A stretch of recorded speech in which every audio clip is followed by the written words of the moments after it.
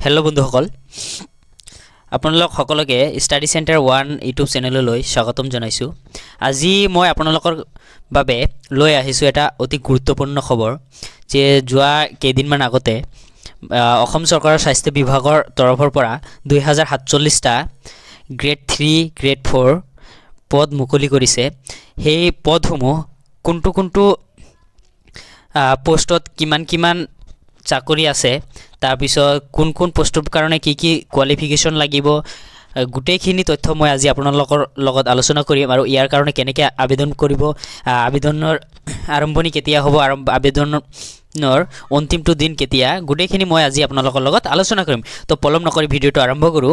আপোনালোকে প্ৰথমতে ইয়াৰ পোষ্টটো হ'ল গ্ৰেড 3 আৰু গ্ৰেড 4 2047টা পোষ্ট আছে। ইয়াৰ আবেদনৰ ষ্টাৰ্টিং ডেট হ'ল 29 নৱেম্বৰ 2024 আৰু লাষ্ট ডেট হ'ল 9 ডিচেম্বৰ 2024 আৰু ইয়াত ডিপাৰ্টমেণ্ট আছে directorate of medical education DME Assam. DMEৰ পৰা পদখিনি মুকলি কৰিছে। 2047টা পদ DMEৰ পৰা মুকলি কৰিছে। ইয়াৰ পিছত হ'ল গ্ৰেড 3 টেকনিকেলৰ কাৰণে পোষ্ট আছে 1070টা।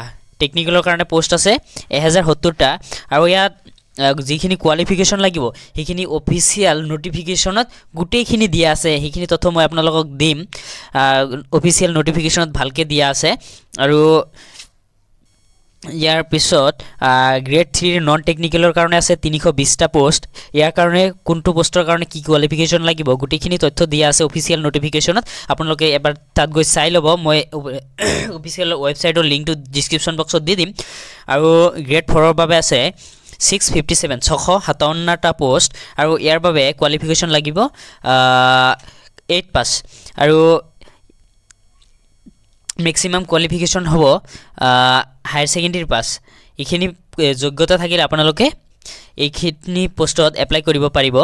আৰু ইয়াৰ এজ লিমিটটো হ'ল 18 বছৰ বয়সৰ পৰা 40 বছৰ বয়সলৈকে আৰু 1 জানুৱাৰী 2024ত ইয়াৰ 18 বছৰ বয়স হ'ব লাগিব আৰু 1 জানুৱাৰী 2024ৰ আগত 40 বছৰ বয়স হোৱা থাকিব লাগিব। তেনেহ'লেহে এইসমূহ পোষ্টৰ বাবে আপোনালোকে আবেদন কৰিব পাৰিব। আৰু ST SC OBC MOBC person with disability গোটেইখিনিৰ বাবে এজ ৰিলেক্সেশ্যন আছে। তাৰপিছত OBC MOBCৰ বাবে আছে 3 বছৰ এজ ৰিলেক্সেশ্যন।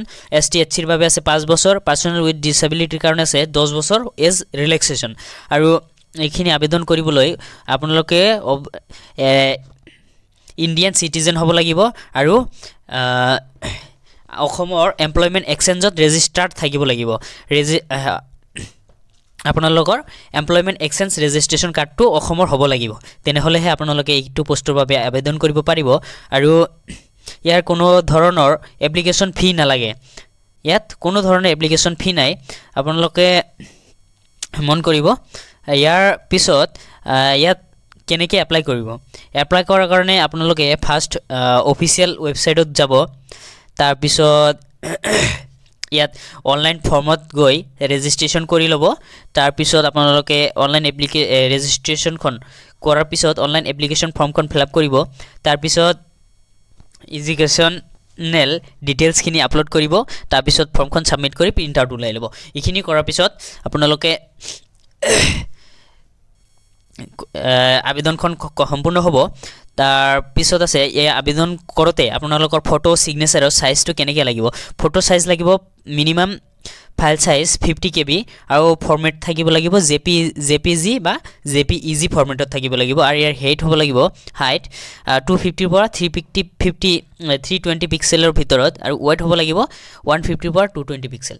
আৰু ছিগনেচাৰটো লাগিব মেক্সিমাম 30 KB আৰু ইয়াৰ ফাইল চাইজ ছেম JPG বা JPEG। আৰু ইয়াৰ হাইট হ'ব লাগিব 100ৰ পৰা 180 পিক্সেল, ৱেইট হ'ব লাগিব 150 পৰা 220 পিক্সেল। আৰু এডভাৰ্টিজমেণ্টখন আমি চাই লওঁ এবাৰ। এডভাৰ্টিজমেণ্টখনত দিয়া আছে গোটেইখিনি পোষ্টৰ কাৰণে কিমান পে স্কেল আছে, কি পোষ্ট আছে, গোটেইখিনি ইয়াত দিয়া আছে।